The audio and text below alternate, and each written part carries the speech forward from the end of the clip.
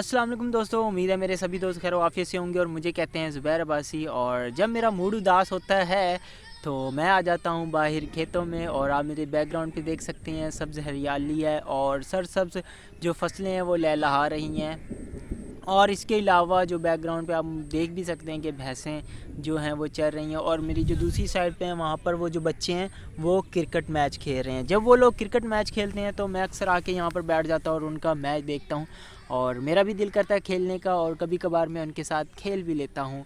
और ज़्यादातर ऐसा ही होता है कि मैं उनके जो मैचेस होते हैं वो देखता ही होता हूँ। कभी जो गाँव के जो बच्चे हैं वो गुल्ली डंडा खेलते हैं, कभी बंटे खेलते हैं, लंगड़ी खोती, और ये काफ़ी जो ये गेम्स हैं ना ये डिफरेंट टाइप की होती हैं। इसके अलावा चारी भी है और ताश भी खेलते हैं कभी कभार। इसके अलावा फ़ुटबॉल है और कबड्डी तो बहुत ज़्यादा फेमस खेल है गाँव का। और इसके अलावा और कौन से खेल हैं, वांजू है। वांजू ऐसा होता है कि एक प्लाट होता है, उसके अंदर यानी कि ना चकोर एक सर्कल बना लिया जाता है और स्क्वायर शेप में, और उसके अलावा फिर उसमें सभी लोग एक दूसरे कोने में खड़े हो जाते हैं, और लोगों ने जो बच्चे होते हैं छोटे वो उन्होंने क्रॉस करके वापस आना होता है, तो फिर वो इस तरह से खेल खेला जाता है। तो कभी वो खेलेंगे तो वो भी मैं आपको दिखाऊंगा। और इसके अलावा क्रिकेट मैच तो सभी को पता है, फ़ुटबॉल का भी पता है, हॉकी यहाँ पर नहीं खेलते गांव में, और क्या खेलते हैं। इसके अलावा और भी खेल हैं जिनके मुझे नाम ज़्यादातर तो नहीं आते, जिनके नाम आते थे वो मैंने आपको बता दिया है। तो जब मैं बाहर निकलता हूँ तो इनके जो खेल हैं ये देखता हूँ। कभी कभार लड़ाइयाँ भी होती हैं, कभी कभार हंसी मजाक होता है, कभी कभार ऐसा भी हो जाता है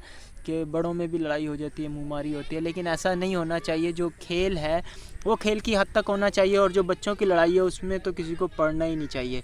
और जहाँ तक हो सके इसमें आपको सब्र तहम्मुल का मुज़ाहरा करना चाहिए जो बड़े हैं घर के, और बच्चों की लड़ाई है उसको ख़त्म करना चाहिए, ना कि उसको बढ़ाना चाहिए।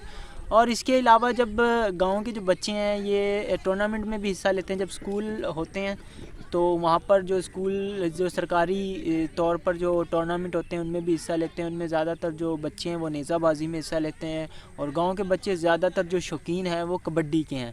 तो कभी इनका कबड्डी मैच भी करवाते हैं, और आप लोगों को भी इंशाल्लाह ज़रूर दिखाएंगे। तो कबड्डी मैच का प्लान बनाते हैं। जैसे कबड्डी मैच का प्लान बनता है तो फिर आपको बता दूंगा मैं एडवांस में। और इसके अलावा ये जो हमारा भाई है ये हमारे पीछे खड़ा है, आपका नाम क्या भाईजान? फैज़ान, इधर आओ ज़रा। ये फैज़ान भाई हैं। वाह जी वाह। भैंसें किसकी चरा रहे हो? अपनी। तुम्हारी अपनी हैं? वाह भाई वाह। आपके अब्बू का क्या नाम है? शाफी। शफ़ी। वाह जी वाह। कितनी भैंसें हैं? 3। 3। इसमें से दूध कितनी देती हैं? 2। 2। सही। स्कूल पढ़ते हो? हाँ। कौन सी क्लास में? 4थी। वाह जी वाह। अच्छा, टूर्नामेंट कब शुरू हो रहे हैं स्कूल के? पेपर। पेपर नहीं, टूर्नामेंट जो खेल नहीं होते वो खेलते हैं कबड्डी वगैरह, ये वो फुटबॉल, अभी नहीं पता? सही है। अभी इसको नहीं पता डेट का कि कबड्डी और टूर्नामेंट कब होंगे। तो खैर जैसे उनका हमें पता चलता है तो हम सोच रहे हैं कि जब जैसे स्कूलों के जो टूर्नामेंट है वो शुरू होंगे तो हम लोग भी वहाँ पर जाएंगे, और आप लोगों को भी साथ लेकर चलेंगे ताकि हम लोग मिलके भरपूर एंजॉय कर सकें। और ये फिजान भाई की भैंस है हमारे पीछे से जा रही है, और बलोच की हाल ने, और वो हमारे बलोच भाई जा रहे हैं। और ये फिजान की जो भैंस है वो इस साइड पे आगे ये चराते हुए इधर को ले आया, और इसकी जो दूसरी भैंस है वो उधर चर रही है चारा। और ये इसी तरह से बाहर फिरा लेते हैं ताकि भैंस जो उसकी वाक है वो भी पूरी हो जाए और हाजमा भी दुरुस्त रहे, और बाहर से चर भी ले और दूध भी अच्छा दे। क्योंकि ये सब्ज़ा यहाँ पर चराने के लिए लाए हैं, और सब्ज़ा जैसे जितना ज़्यादा भैंस खाती है तो वो उतना अच्छा और उतना ज़्यादा दूध देती है। जो बच्चे थे उनका जो क्रिकेट मैच था वो अब एंड हो चुका है, और जैसे वो एंड हुआ तो मैं भी ज़रा चलता हूँ घर की जानिब।